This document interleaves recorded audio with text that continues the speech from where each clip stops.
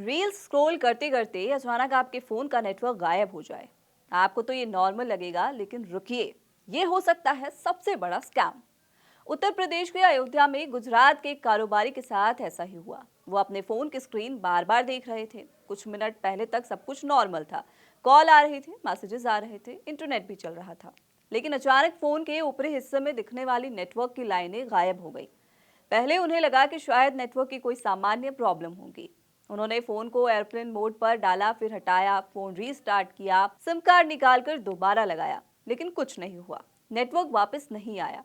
कई लोग ऐसी स्थिति में ज्यादा ध्यान नहीं देते। हम में से ज्यादातर लोग यही सोचते हैं कि टेलीकॉम कंपनी का सर्वर डाउन होगा या सिग्नल कमजोर होंगे। लेकिन उस व्यक्ति को नहीं पता था कि उसी समय कहीं दूर बैठे कुछ साइबर अपराधी उसके जीवन की सबसे बड़ी डिजिटल चोरी को अंजाम देने में लगे हुए थे। अगले 48 घंटों में उनके बैंक खाते से 83,30,000 रुपए गायब हो गए। इस पूरी वारदात में ना कोई हथियार इस्तेमाल हुआ, ना कोई ताला तोड़ा गया, ना ही कोई बैंक लूटा गया। सिर्फ एक सिम कार्ड, सिर्फ एक मोबाइल नंबर का इस्तेमाल हुआ। भारत सहित पूरी दुनिया में तेजी से बढ़ते इस साइबर अपराध को कहते हैं सिम स्वैप स्कैम। एक ऐसा अपराध जिसमें अपराधी आपका फोन नंबर चुरा लेते हैं और आपको तब तक पता नहीं चलता जब तक आपका बैंक अकाउंट खाली नहीं हो जाता। आज काम की खबर में इसी स्कैम को समझेंगे। नमस्ते, मैं हूं सुप्रिया। सवाल यह है कि आखिर किसी का मोबाइल नंबर चोरी कैसे किया जा सकता है। इसके लिए हमें सिम स्वैप अटैक को समझना होगा। अपराधी सबसे पहले अपने लक्ष्य की जानकारी इकट्ठा करते हैं। नाम, mobile number, email, date of birth, Aadhaar या पैन से जुड़ी जानकारी, सोशल मीडिया प्रोफाइल। कई बार ये जानकारी सोशल मीडिया से भी मिल जाती है, तो कई बार किसी पुराने डेटा लीक से, कई बार फिशिंग लिंक के जरिए और कई बार डार्क वेब पर बिक रहे डेटाबेस से। जब अपराधियों के पास पूरी जानकारी पहुंच जाती है, तब वे टेलीकॉम कंपनी को ये भरोसा दिलाने की कोशिश करते हैं कि वे असली ग्राहक है। वे दावा करते हैं कि उनका फोन खो गया है या सिम कार्ड खराब हो गया है या नया फोन लिया गया है।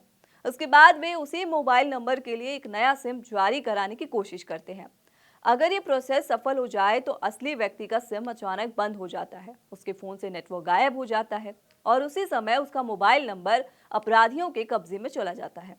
यानी अब आपके नंबर पर आने वाली हर कॉल, हर मैसेज, हर बैंक ओटीपी अपराधियों के फोन पर पहुंचने लगता है। यही इस अपराध का सबसे खतरनाक हिस्सा है। अहमदाबाद के व्यापारी के साथ भी ऐसा ही हुआ। 1 जून और 2 जून के बीच बैंक खाते से कई संदिग्ध ट्रांजैक्शन किए गए थे। पहले 9 ट्रांजैक्शन, कुल रकम 33 लाख रुपए। इसके बाद खाते में बची रकम को सुरक्षित स्थान पर भेजने की कोशिश शुरू हुई, लेकिन अपराधी उससे भी तेज निकले। उन्होंने 7 और ट्रांजैक्शन कर दिए। इस बार रकम थी करीब 49 लाख रुपए। जब तक पूरा मामला समझ में आता, तब तक कुल 83 लाख रुपए खाते से निकल चुके थे। यही वजह है कि सिम स्वैप अटैक इतना खतरनाक माना जाता है।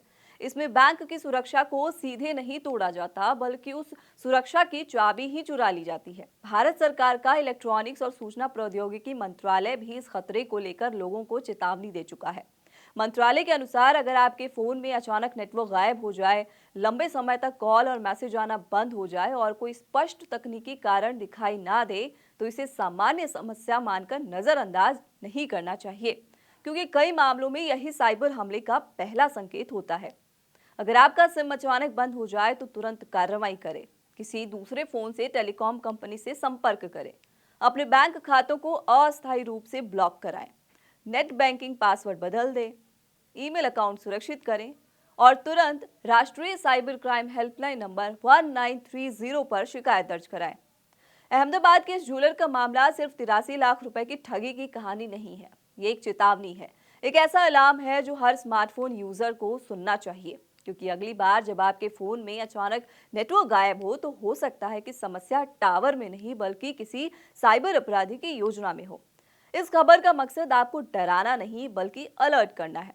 फिलहाल काम की खबर में इतना ही। ऐसी ही और भी जानकारी भरी खबरों के लिए चैनल कड़क को सब्सक्राइब करना बिल्कुल ना भूले। मैं हूं सुप्रिया, कैमरे के पीछे हमारे साथी दीपक।